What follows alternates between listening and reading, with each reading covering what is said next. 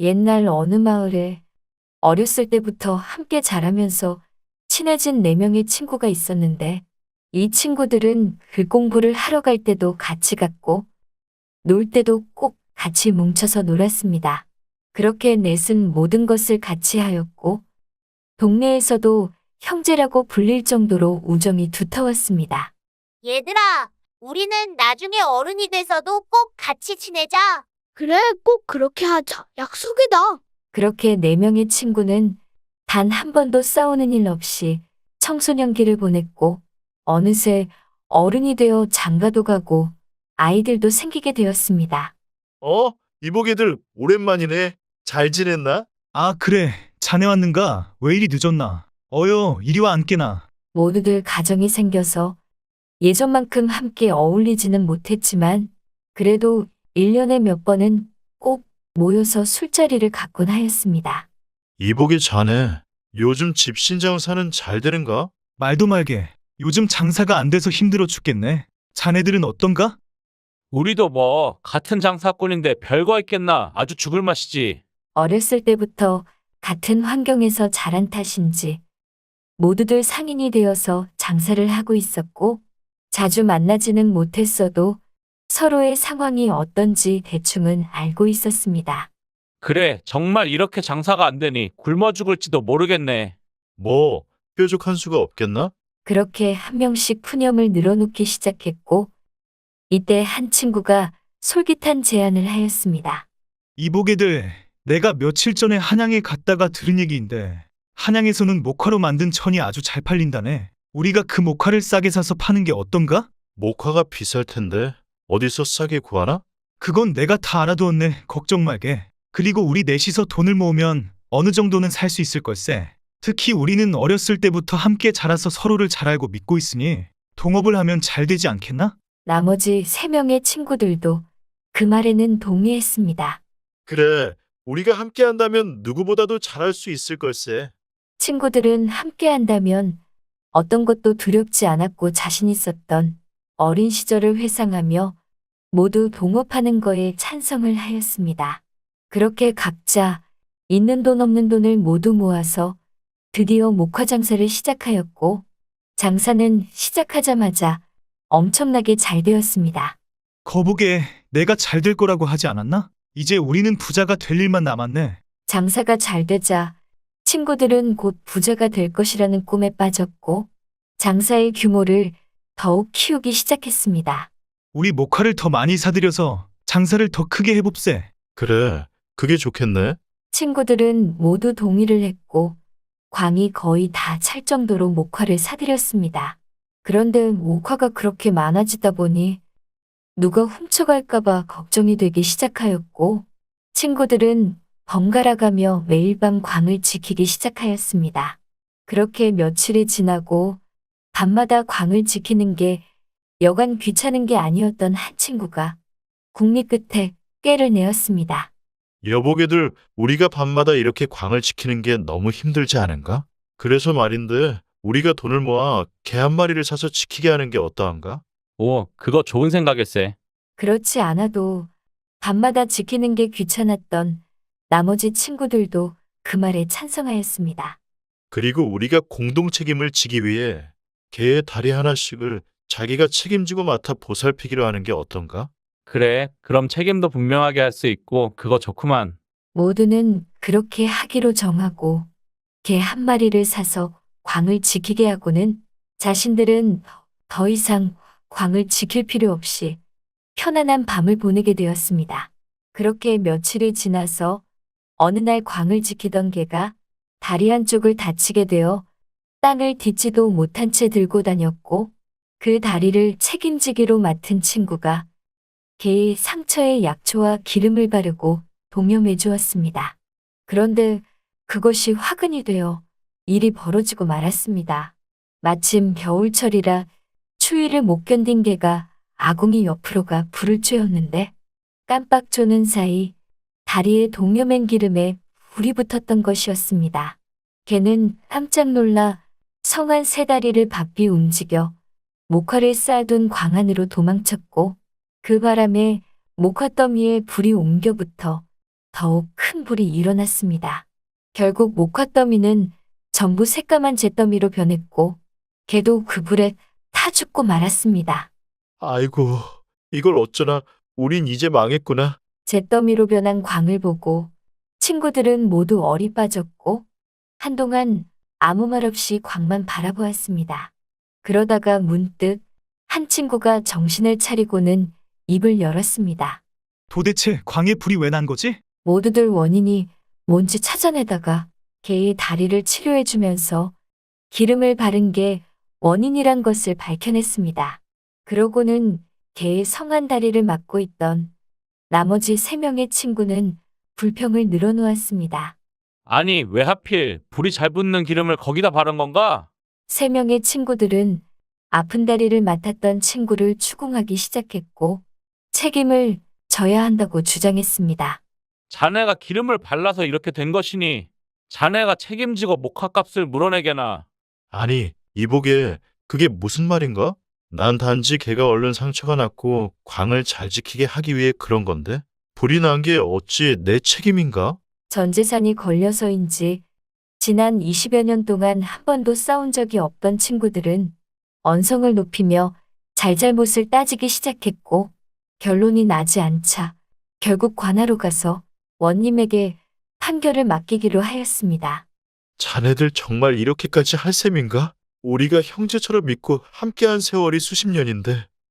책임을 지기 위해 개 다리를 하나씩 맡아 보살피기로 한 것인데 자기가 맡은 다리 때문에 불이 난 것이면 책임은 져야 할 게 아닌가?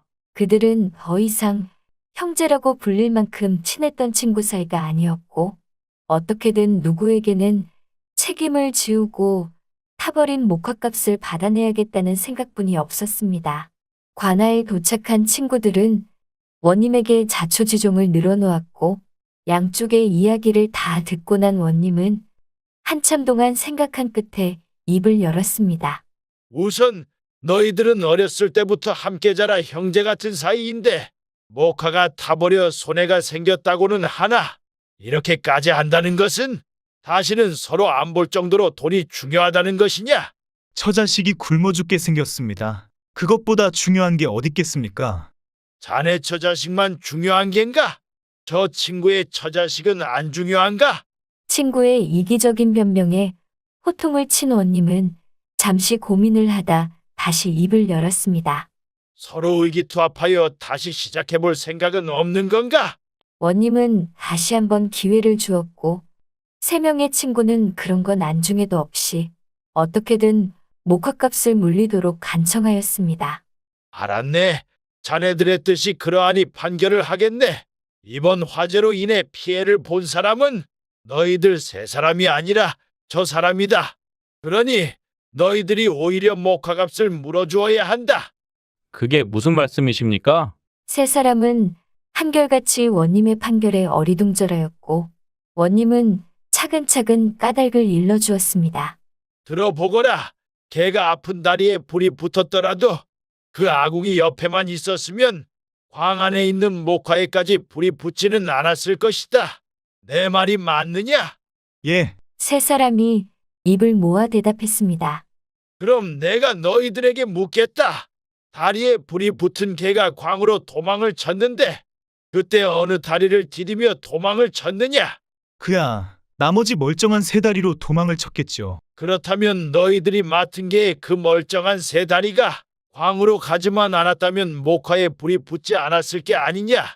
그러니 광에 불이 난 것은 너희 3명이 맡은 그 멀쩡한 3다리 때문이다. 그러니 목화값을 저 사람에게 물어주도록 하거라. 아니, 이게 원님의 명쾌한 판결에 3사람은 꼼짝없이 목화값을 변상해 줄 수밖에 없었고 목화값을 변상받은 친구는 다행이라 생각하면서도 한편으로는 씁쓸해하였습니다. 그리고 마을에서는 더 이상 4명의 친구가 함께하는 것을 볼 수가 없었습니다.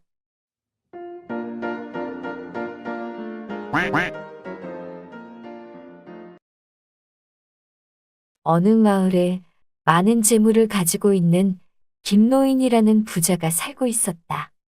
그는 평생 많은 돈을 모았지만 남을 위해 베풀지는 않는 지독한 짠돌이었다. 얼마나 짠돌이던지 아들이 혼인할 때도 잔치를 열었지만 대접한 음식은 보리밥과 건더기 하나 없는 고기 국물뿐이었다. 뿐만 아니라 농번기 때 일을 도와준 일손들에게는 품삯으로 준다는 것이 쌀교와 모래가 뒤섞인 쌀 한 대였다. 여보게들, 내가 품삯을 넉넉하게 넣었으니 다음에도 또 도와주시게나. 저 짠돌이 노인네, 이걸 먹으라고 준 거요? 이러다 보니 마을 사람들이 싫어하는 것은 당연지사였다. 아니, 내가 번 내 돈을 왜 남한테 베풀어야 하나? 안 베푼다고 뭐라 그러는 놈들이 이상한 놈들이지. 김노인도 이런 사실을 알았기에 마을 사람들을 못마땅해 했다. 하루는 김노인이 볼일을 보고 돌아오는 길이었다. 어디선가 싸우는 소리가 들려 그쪽으로 가보니 동네 어린아이들이 언성을 높이며 싸우고 있었다. 진짜 쪼잔한 게 김노인하고 똑같구만. 뭐? 나보고 김노인하고 똑같다고? 차라리 그냥 욕을 해라. 아이들이 싸우면서 자기 이름을 들먹이는 걸 본 김노인은 충격을 받았다. 아니, 마을 사람들이 날 싫어하는 걸 알았지만 아이들까지도 나를 저렇게 생각하다니.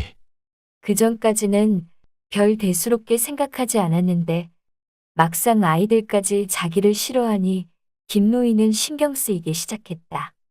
아버님 얼굴에 근심이 가득해 보이세요. 무슨 일 있으세요? 누군가 수심 낀 김노인의 얼굴을 보고 물어보았다. 그녀는 김노인의 며느리였다. 김노인이 하인 한 명을 더 고용하는 것이 더 아까워 집안의 온갖 살림을 그녀에게 맡겼지만 불평 한마디 없는 착한 며느리였다. 착하고 일도 잘하며 지혜로웠지만 늘 남에게 잘 베푸는 걸 김노인은 탐탁치 않아 했다. 아니, 마을 사람들은 웃기지 않느냐? 왜 그리 다들 나를 싫어하고 손가락질 하느냐 말이다. 말을 할수록 김노인은 더욱 흥분되었다. 아까는 어린아이들까지 내 이야기를 하면 나를 조롱하더구나. 왜들 날 이렇게 싫어하기만 하느냐? 시아버지 푸념에 며느리는 별거 아니라는 듯 말해주었다. 아버님 그거라면 간단하게 해결할 수 있어요. 그래, 좋은 방법이 있더냐? 김노인이 솔깃해서 물어보았다. 사람들에게 베풀면 돼요. 그러면 모두들 아버님을 좋아할 거예요. 김노인은 안색이 굳어졌지만 며느리는 아랑곳하지 않았다. 응, 또 베풀라는 소리냐? 김노인이 심드렁하게 대답했다. 아버님 나중에 돌아가시면 재산을 가지고 가시는 거 아니시잖아요. 조금만 베푸셔도 나중에 더 크게 보답받으실 거예요. 며느리가 다시 한번 말했지만 김노인은 더 이상 듣기 싫어했다. 내가 좀 더 고민을 해보마. 너는 가서 일 보거라. 며느리의 말대로 하긴 싫었지만 사람들의 손가락질은 피하고 싶었던 김노인은 사람들에게 베풀지 않고도 자기를 좋아할 방법을 궁리했다. 그러다 좋은 생각이 났는지 무릎을 탁 치며 말했다. 그래, 며느리 말대로 죽은 다음에 재산을 가지고 갈 수 없으니 내가 죽은 다음에 내 재산을 나눠준다고 하면 지금 베풀지 않아도 되는 거 아닌가? 김노인은 굉장히 기뻐하며 곧장관청으로 달려갔다. 아니, 김노인께서는 어쩐 일이시오? 마을 군수가 자기를 찾아온 김노인을 의아한 눈초리로 쳐다보며 말했다. 내가 군수에게 긴히 할 말이 있어. 내가 죽거든 전 재산을 가난한 마을 사람들에게 나누어 줄 것이요. 이 말을 마을 사람들에게 꼭 알려주시오. 마을에서 제일가는 구두쇠 영감이 갑자기 찾아와 자기 재산을 내놓는다고 하니 군수는 어리둥절했다. 김노인은 그렇게 말하고 자랑스러운 양 우쭐거리며 집으로 돌아왔다. 이제 곧 소문이 퍼져서 마을 사람들이 날 우러러보겠지. 김노인이 굉장히 흡족해했다. 하지만 며칠이 지나도 마을 사람들이 자기를 보는 시선이나 태도가 별다르지 않았다. 아니, 군수에게 말하기 전보다도 더 이상한 눈초리로 쳐다보는 것이었다. 저 구두쇠 영감이 자기가 죽은 뒤에 재산을 나눠주겠다던데 무슨 꿍꿍인지 모르겠네. 그러게 말이야. 나이를 먹고 머리가 이상해졌나? 마을 사람들의 수군거림에 김노인이 얼굴에 또다시 수심이 끼었다. 시아버지가 얼마 전까지 화색이 돌다가 다시 안 좋아진 모습을 본 며느리가 물었다. 아버님 또 무슨 일이 있으신 거예요? 김노인이 흥분하면서 며느리에게 넋두리를 늘어놓았다. 얼마 전에 내가 사람들에게 손가락질 안 받기 위해서 말해준 방법이 있지 않느냐? 아, 네, 사람들에게 베풀면 된다고 했던 얘기요. 며느리가 생각난다는 듯 대답했다. 그래, 그래서 내가 말해준 대로 내가 죽은 다음에는 재산을 저승에 가져갈 일이 없으니 내가 죽거든 내 재산을 마을 사람들에게 전부 나누어 주겠다고 했다. 김노인은 벌써 재산을 다 나누어 주냥 힘을 주어 말했다. 그런데도 왜 아직까지 사람들이 날 보고 구두쇠 짠돌이라고 손가락질 하는지 모르겠구나. 내가 재산까지 내놓겠다고 했는데도 욕을 먹으니 도대체 어떻게 해야겠니? 그게 베푸는 게 아니라면 도대체 뭐가 베푸는 것이냐? 김노인은 억울한 듯 목소리를 높였지만 시아버지 말을 다 들은 며느리는 빙긋 웃으며 대답했다. 아버님은 제 말대로 하신 게 아니에요. 무슨 소리냐? 내가 사람들에게 베풀라 해서 내가 내 재산 전부를 나누어 주겠다고 했는데. 아버님, 제가 암소와 돼지 이야기 하나를 들려줄 테니 잘 들어보세요. 며느리의 뜬금없는 이야기에 김노인은 어리둥절했지만 며느리는 아랑곳하지 않고 이야기를 시작했다. 어느 날 암소와 돼지가 만나서 이야기를 했어요. 돼지가 불만이 가득 찬 표정으로 말했어요. 왜 사람들은 자기보다 암소를 더 좋아하는지 모르겠다고 말이에요. 김노인이 불쑥 끼어들며 말했다.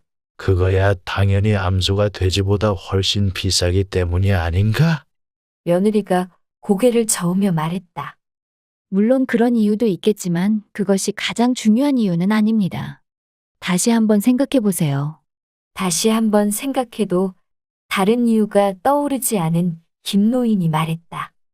아무리 생각해도 세상에 돈보다 좋은 건 없단다. 고상하고 콧대 센 양반들도 돈 앞에서는 쩔쩔매지 않느냐? 다시 생각해봐도 암소가 돼지보다 더 비싸기 때문에 사람들이 좋아하는 거지. 그러자 며느리가 시아버지에게 물어보았다. 아버님, 돼지는 살아있을 때 사람들에게 무엇을 주지요? 그야 뭐 밤낮으로 먹고 자기만 하지 주는 것은 없지. 대신에 죽어서는 맛있는 고기와 뼈를 주지 않느냐?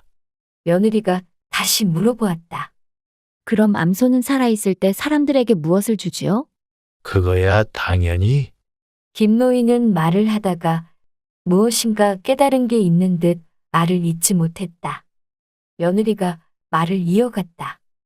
아버님도 잘 아시다시피 암소는 죽어서 고기와 가죽과 뼈를 사람들에게 주는 것은 물론이고 살아있을 때도 우유를 주지요. 이게 사람들이 돼지보다 암소를 더 좋아하는 가장 큰 이유예요.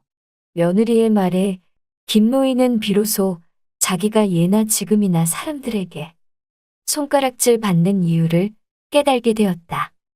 그 후 다른 사람처럼 바뀐 김노인은 마을 사람들에게 베풀며 살았으며 마을 어린이들은 더 이상 김노인을 조롱의 대상으로 삼지 않았다.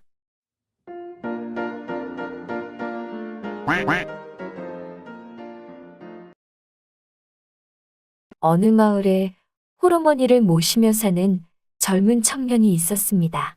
청년은 하나만 알고 둘은 모르는 미련한 탓에 어머니의 걱정이 이만저만 아니었습니다. 어느 날 어머니가 밖에 일을 보러 나가면서 청년에게 부탁을 하였습니다. 얘야, 내 나갔다 올 터이니 저 빨래 좀 밖에 널어놓거라. 예, 알겠습니다, 어머니. 그렇게 어머니가 밖에서 일을 보고 돌아오는 길에 한바탕 소나기가 쏟아졌고 어머니는 집으로 들어오면서 빨래가 비를 맞고 그대로 널어져 있는 것을 보았습니다. 아니 얘야, 비가 오는데 빨래를 왜 안 걷었니? 어머니는 화가 나서 다그쳤고 청년은 무덤덤하게 대답하였습니다. 어차피 비가 그치면 다시 마를 것이라고 생각했고 어머니께서도 나가실 때 널어놓으라고만 하셔서 그대로 널어만 두었습니다. 어렸을 때는 말을 잘 듣는 착한 아이라고 생각했지만 커가면서 성격이 너무 고집스러운 데다가 외골수 기질까지 있어서 무엇을 가르쳐줘도 도무지 그것을 믿으려 하지 않았습니다. 이런 성격 탓에 청년은 사람들과 어울리기가 쉽지 않았고 어느새 장가갈 나이도 지났습니다. 아이고, 저놈이 저러다가 평생 혼자 살겠구나. 어머니는 자신이 죽으면 아들이 장가도 못 가고 호라비로 지낼까봐 늘 고민이었고 어떻게든 동네 처녀들과 엮어주려 노력을 해보았지만 쉽지가 않았습니다. 그러던 어느 날 장터에 갔던 어머니는 거기서 열심히 집신을 파는 한 여인을 보았고 아들이 생각나서 그 여인에게 다가가 이것저것을 물어보았습니다. 아이고, 젊은 처자가 혼자서 열심히 장사를 하는구려. 어서 오세요, 아주머니. 집신 좀 보시게요. 그렇게 이야기를 하며 어머니는 여인이 사별을 한 과부인 것을 알았지만 아들을 생각하면 그런 것은 안중에도 없었고 특히 여인의 생활력과 싹싹한 성격이 마음에 들어 아들과의 만남을 주선하였습니다. 이보게, 내 듬직한 아들이 하나 있는데 자네와 참 잘 어울릴 것 같구려. 한번 만나보겠나? 어머니의 아들 자랑에 잠시 고민하던 여인도 이내 흔쾌히 승낙하였습니다. 네, 그래요. 한번 이야기해 볼게요. 기쁜 마음에 집으로 돌아온 어머니는 청년을 불러놓고는 장터에서 있었던 일을 이야기해 주었습니다. 집신을 파는 여인이 아주 싹싹하고 성격도 좋은 것 같으니 내일 가서 집신 한 켤레를 사면서 이야기 좀 해보거라. 네, 알겠습니다, 어머니. 오랜만에 여인을 만난다는 생각에 청년도 입가에 미소를 머금고 대답하였습니다. 다음 날 장터를 찾은 청년은 집신을 파는 여인을 발견하였고 다가가서 이야기를 하였습니다. 안녕하세요. 어머니가 이 가게에서 집신 한 켤레를 사오라고 하셔서 집신 한 켤레 사러 왔습니다. 여인도 청년을 보고는 어제 아주머니가 말한 아들인 것을 알았습니다. 아, 예, 어서 오세요. 듬직한 청년에 여인도 호감을 가졌고 청년도 실수를 하지 않으려고 조심하며 대화를 이어갔습니다. 우선 집신 한 켤레 좀 주시겠소? 발의 크기가 어떻게 되시는지요? 글쎄요. 그럼 이쪽으로 와서 그 집신을 벗고 이것저것 신어보고 발 크기에 맞는 것을 찾아보시지요. 제가 도와드릴게요. 여인이 집신을 벗겨주려고 하자 여자 손도 한번 못 잡아본 청년은 갑자기 부끄러워졌습니다. 그러고는 헛기침을 내뱉으며 입을 열었습니다. 남녀 칠세 부동석이라 했거늘 다 큰 여인이 어찌 외간 남자의 신체를 함부로 만질 수 있겠소? 내 다음에 다시 오겠소. 그러고는 그 길로 집으로 돌아갔고 여인은 멍하니 쳐다볼 수밖에 없었습니다. 한편 집에서 아들을 오매불망 기다리던 어머니는 청년이 돌아오자 버선발로 뛰어나갔고 청년은 그런 어머니를 방으로 모시고 들어가 침착하게 장터에서 있었던 이야기를 들려주었습니다. 아이고, 이놈아. 집신 신어보는데 무슨 남녀 칠세 부동석이냐? 너 장가는 안 갈 것이냐? 이 미련한 놈아. 마누라도 아닌데 어떻게 신체를 함부로 만진단 말입니까? 저는 어렸을 때부터 그렇게 배웠습니다, 어머니. 어머니는 화병이 나서 드러누웠고 그런 어머니를 보자 이 미련한 청년도 미안했는지 고민을 하기 시작하였습니다. 어떻게 하면 신체를 접촉하지 않고 내 발에 맞는 집신을 고를 수 있을까? 한참을 고민하던 청년은 이내 좋은 생각이 떠올랐는지 눈을 반짝였습니다. 그래, 종이에다가 내 발과 똑같은 크기의 그림을 그리고 그거랑 똑같은 크기의 집신을 사면 되겠구나. 청년은 이렇게 하면 집신도 사고 여인과도 잘 될 수 있으며 그럼 어머니도 다시 일어날 수 있다는 생각에 뛸 듯이 기뻤습니다. 그렇게 종이에 자신의 발그림을 그리고는 다음 날 아침부터 청년은 급하게 장터로 향하였고 그런 아들을 보며 어머니는 기특해 하였습니다. 이 미련한 놈이 애미를 위해서 드디어 고집을 꺾었구나. 다시 집신을 사러 온 청년을 보고 여인은 의아해하며 입을 열었습니다. 안녕하세요. 다시 오셨네요. 오늘은 집신을 사실 건가요? 네, 오늘은 집신을 사러 왔습니다. 그럼 이쪽으로 오세요. 제가 도와드릴게요. 아니요, 괜찮습니다. 잠시만요. 여인이 청년을 도와주려 하자 청년은 도움을 거절하며 미리 그려둔 그림을 꺼내려고 주머니를 뒤적거렸습니다. 그런데 아침에 급하게 나오느라 그림을 집에 두고 나왔고 청년은 당황해하며 입을 열었습니다. 내 집에 두고 온 것이 있어서 얼른 갔다 올 테니 기다리시오. 그렇게 청년은 몇십 리나 되는 집으로 다시 발길을 돌렸고 여인은 청년이 돈을 안 가지고 와서 돈을 가지러 다시 가는 줄 알고 고개를 끄덕였습니다. 네, 알겠습니다. 그렇게 어스름한 저녁때가 되었고 여인은 청년이 안 오는 줄 알고 장사를 접으려고 하는데 저 멀리서 땀에 흠뻑 젖은 청년이 뛰어오는 것이 보였습니다. 아직 가지 마시오. 내 집신 사러 다시 왔소. 아니, 돈을 안 가지고 왔으면 내일 다시 사러 와도 되는데 이렇게 힘들게 왜 오늘 다시 오십니까? 여인은 녹초가 된 청년을 보면서 안쓰러워하였고 청년은 숨을 헐떡거리며 입을 열었습니다. 돈이라니요? 집신을 살 돈은 가지고 있었습니다. 아니, 그럼 돈이 있었는데 집에는 왜 다시 갔다 온 거예요? 여인은 의아해하며 물었습니다. 이 그림을 가지러 갔었소. 청년은 주머니에서 그림을 꺼내 여인에게 펼쳐 보였습니다. 아니, 집신을 사는데 이 그림이 도대체 왜 필요해요? 여인은 도저히 이해가 안 된다는 표정이었고 그런 여인을 본 청년은 우쭐해하며 대답했습니다.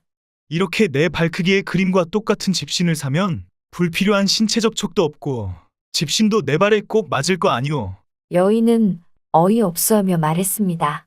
신체 접촉하는 게 불편하면 당신이 여기서 집신을 직접 혼자 신어보면 되는데 그 그림을 가지러 미련하게 집까지 다녀왔단 말이에요?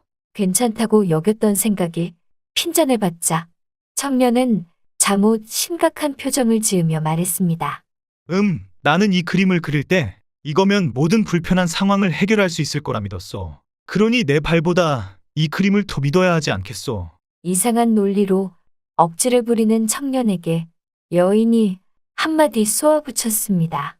집신은 당신 발이 신는 것이지 그 그림이 신는 게 아니잖아요. 청년은 아무 대답도 할 수 없었고 여인은 고개를 절레절레 저으며 한심해 하였습니다.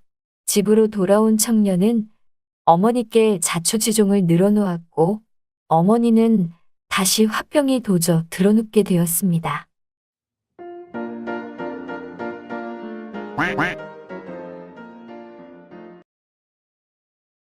너무하세요. 우리가 만난 지 얼마나 됐다고 벌써 헤어지자고 하시는 거예요. 곧장 울음이라도 터뜨릴 표정의 한 처자가 청년을 보고 다그치고 있었다. 벌써라니? 닷새면 오래 만난 거 아닌가?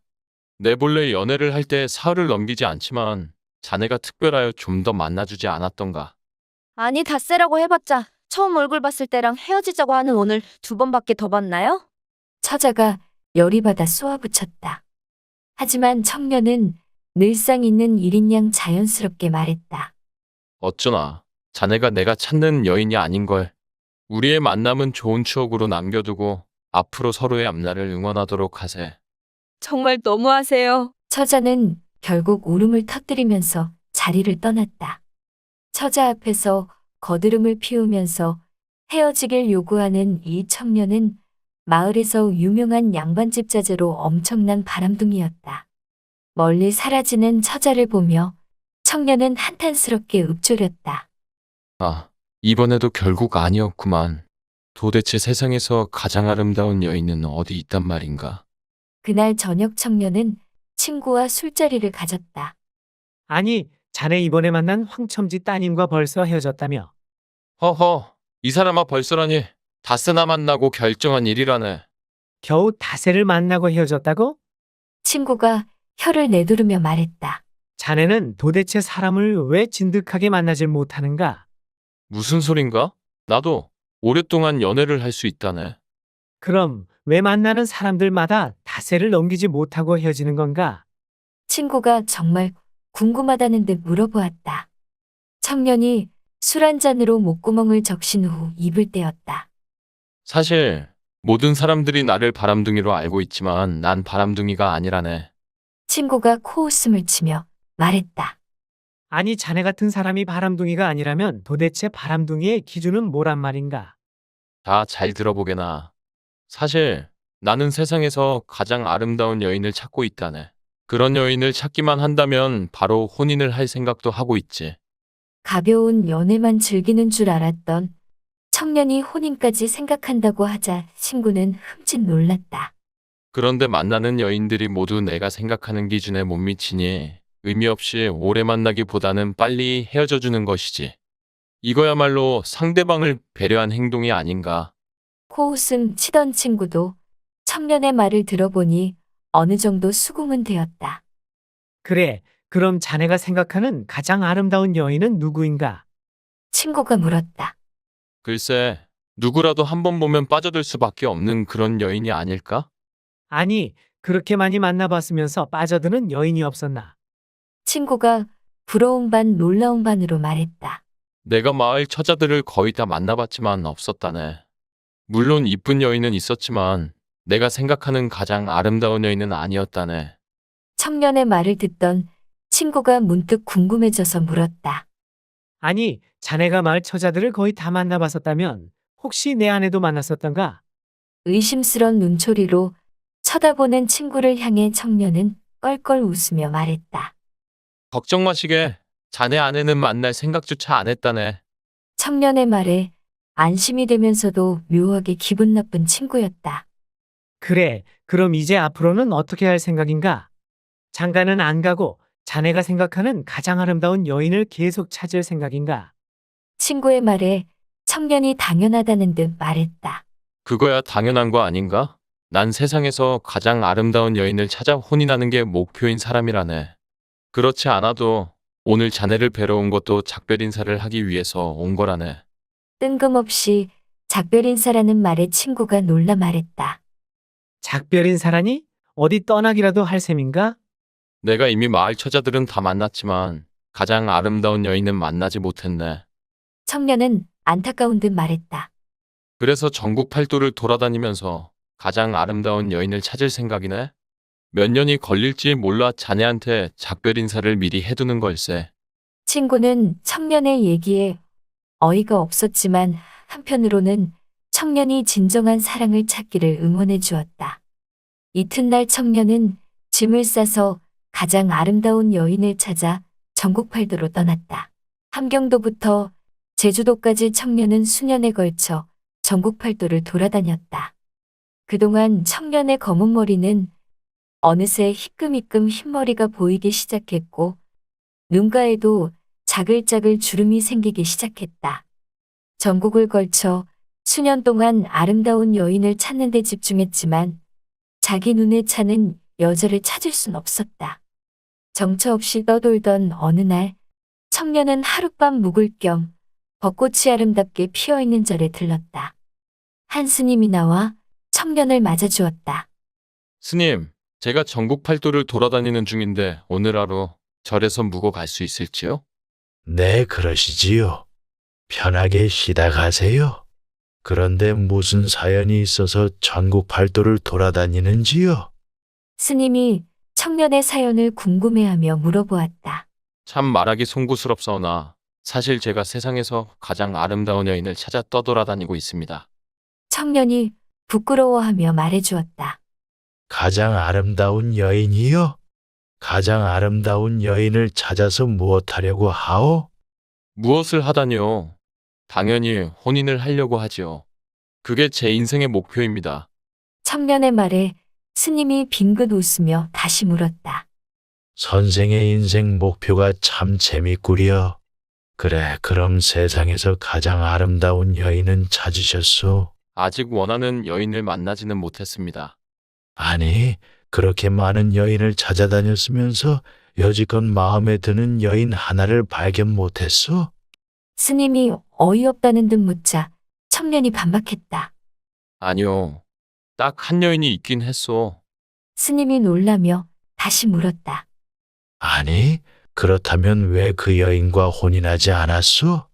청년이 시무룩해진 표정으로 말했다. 사실 그 여인도 세상에서 가장 완벽한 남자를 찾고 있었습니다. 그래서 혼인을 하지 못하였지요. 그 소리를 듣자 스님이 껄껄 웃으며 말했다. 선생과 그 여인은 아름다움의 본질을 모르니 평생 혼자 사시겠구려. 아름다움의 본질이라뇨? 그게 무엇인가요? 청년이 어리둥절해하며 물었다. 선생은 저 벚꽃이 아름답습니까? 스님이 갑작스레 절에 핀 벚꽃을 가리키며 물었다. 물론 아름답지요. 아름다운 여인이 치맛자락을 휘날리듯 날리는 벚꽃은 봄의 대표적인 아름다움 아닙니까? 그렇소. 봄철에 휘날리는 벚꽃은 누구나 아름답다고 생각하지요. 그럼 선생은 겨울철에 벚꽃을 아름답다고 생각한 적 있습니까? 스님이 다시 물었다. 겨울철에는 잎도 다 떨어지고 앙상한 나무가지밖에 없는데 누가 아름답다고 생각하겠습니까? 그렇소. 누구나 벚꽃은 봄에는 아름답다고 생각하나 겨울에는 쳐다보지도 않지요. 이처럼 외적인 아름다움은 한때입니다. 그때가 지나면 사라지고 말지요. 스님이 휘날리는 벚꽃을 바라보며 말을 계속 이어갔다. 사람 역시 마찬가지 아닐까요? 아무리 아름다운 여인이라도 나이가 들면 외적인 아름다움은 사라지기 마련이지요. 선생이 봄날의 벚꽃처럼 가장 아름다운 여인을 찾는다고 한들 그 여인이 나이가 들고 아름다움이 사라지면 선생은 그 여인을 겨울철의 벚꽃 보듯이 하지 않을까요? 스님의 말에 청년은 망치로 머리를 한 대 얻어맞은 듯 충격을 느꼈다. 그리고 어떠한 말도 할 수 없었다. 그저 수년 동안 아무 의미 없는 아름다움을 찾으러 다닌 자기 자신이 한심스러울 뿐이었다.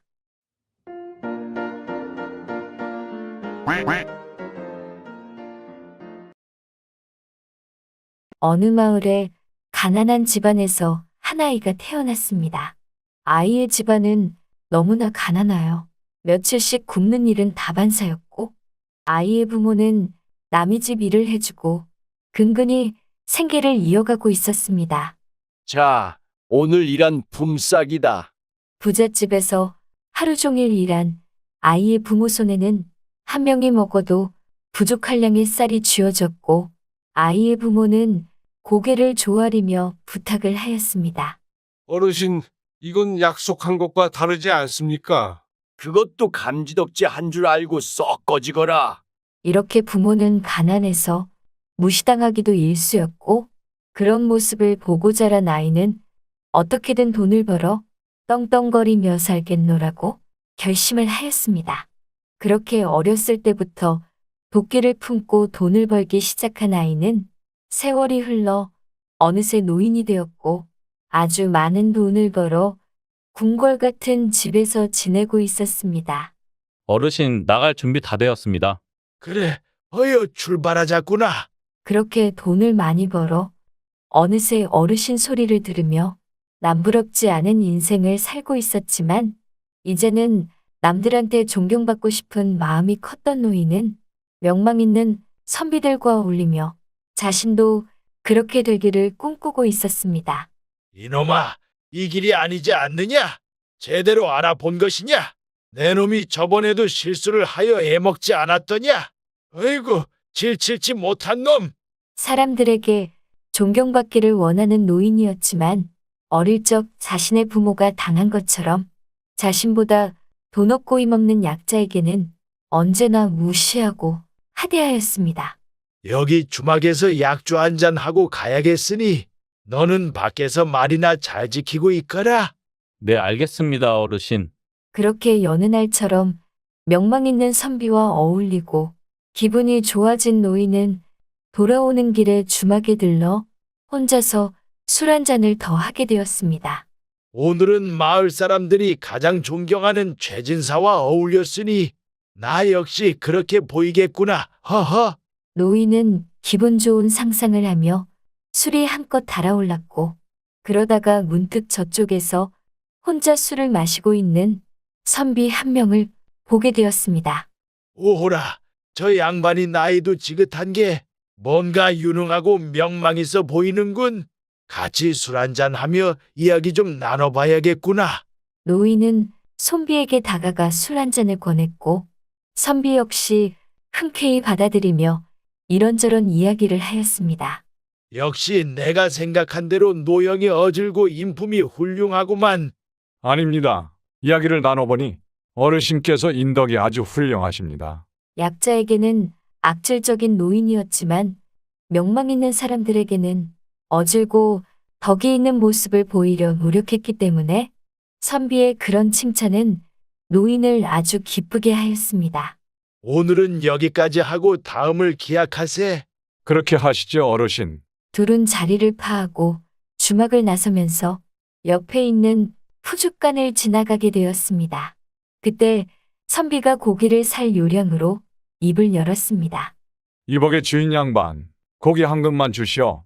선비는 점잖게 푸죽간 주인에게 고기 한 근을 부탁하였고 그 모습을 보고 있던 노인도 갑자기 고기가 먹고 싶어져서 입을 열었습니다. 그 고기가 싱싱해 보이는 게 맛있겠구만. 이놈아, 좋은 부위로 내 것도 한 근 가져오너라.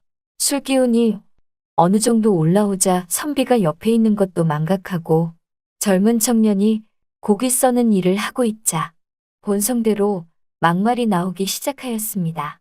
네, 알겠습니다, 어르신. 청년은 별다른 내색 없이 노인과 선비에게 고기를 한 근씩 잘라주었습니다. 그런데 노인이 받아든 고기는 양이 적고 선비의 고기는 양이 훨씬 많았습니다. 아니, 똑같이 고기 한 근을 달라 했는데 왜 내 것은 양이 적고 선비의 것은 내 것보다 많은 것이냐? 노인은 무시당했다는 생각이 들자 따지듯이 소리쳤고 청년은 조용히 입을 열었습니다. 그야 당연한 일이죠. 뭐가 당연하다는 것이냐, 이놈아? 술기운까지 더해져 노인은 더욱 크게 소리쳤습니다. 고기를 판 사람이 다르기 때문이죠. 당신한테 고기를 판 사람은 이노마라는 사람이고 저 선비께 고기를 판 사람은 주인 양반이라는 사람이었거든요. 청년의 말을 다 들은 노인은 얼굴이 더욱더 빨갛게 달아올랐고 선비는 아무 말 없이 고기를 받아들고서는 집으로 돌아갔습니다. 아니, 고기나 써는 백정놈이 감히 나를 망신줘?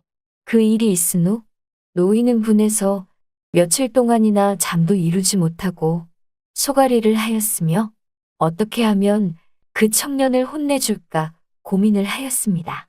그래, 그 방법이라면 나도 어질게 보이고 그 백정놈도 망신을 줄 수 있을 거야. 노인은 눈을 반짝이며 기뻐했고 당장 머슴을 불렀습니다. 이놈아, 내일 집에서 잔치를 열 터이니 어진 선비들께 모두 전하고 오거라. 그리고 오는 길에 부죽간에 들러서 내일 잔치에 쓸 소 한 마리를 잡아오라 전하거라. 소 한 마리씩이나요? 그래, 이놈아, 잔말 말고 어여 다녀오거라. 노인은 어진 선비들 앞에서 재력도 과시하고 여러모로 자신에게 명망을 쌓을 수 있는 기회라 생각해서인지 돈은 중요하지 않았습니다. 아이고, 어르신. 잔치에 초대해 주셔서 감사합니다. 별것 아닐세. 오늘 맘껏 먹고 즐기다 가시게. 다음날 선비들은 속속 도착하였고 노인은 선비들을 반기며 청년이 언제 오나 그것만 기다리고 있었습니다. 이놈, 오늘 크게 망신당할 줄 알아라. 선비들이 다 도착할 때쯤 청년도 소 한 마리를 손질해서 수레에 끌고 도착하였습니다. 어르신, 이렇게 소 한 마리를 사주셔서 감사합니다. 아닐세. 자네 가게 고기가 워낙 맛이 훌륭하고 이렇게 좋은 분들이랑 잔치를 하는데 이 정도는 별거 아닐세. 노인의 정과 다른 모습에 청년은 어리둥절하였고 노인의 이중적인 모습을 모르는 선비들은 존경의 눈빛으로 바라보았습니다. 그럼 저는 이만 가보겠습니다. 청년이 돌아가려 하자 노인은 청년을 불러 세우며 입을 열었습니다. 이복에 자네가 고기를 준비해 주면서 고생한 것도 있고 자네도 우리 마을 사람이니 같이 잔치를 즐길세. 이리 내 옆자리로 오게나. 아닙니다, 어르신. 저는 괜찮습니다. 노인은 손비들 앞이라 그런지 더없이 친절했고 한사코 거부하는 청년을 끝내 자기 옆에 앉히고는 속으로 중얼거렸습니다. 이놈아, 너 망신 주고 나 돋보이려는 자리인데 네가 가면 안 되지. 그렇게 잔치를 시작하였고 청년이 가지고 온 고기는 아주 잘 구워져 모두 맛있게 먹었습니다. 어르신, 오늘 준비하신 고기를 아주 맛있게 잘 먹었습니다. 선비들은 입을 모아 칭찬을 하였고 노인도 흡족해하며 입을 열었습니다. 모두들 맛있게 먹어주셔서 감사합니다. 그리고 여기 고기를 가지고 온 이 청년도 고기가 얼마나 맛있었던지 이렇게 뼈가 수북히 쌓일 정도로 먹었네요.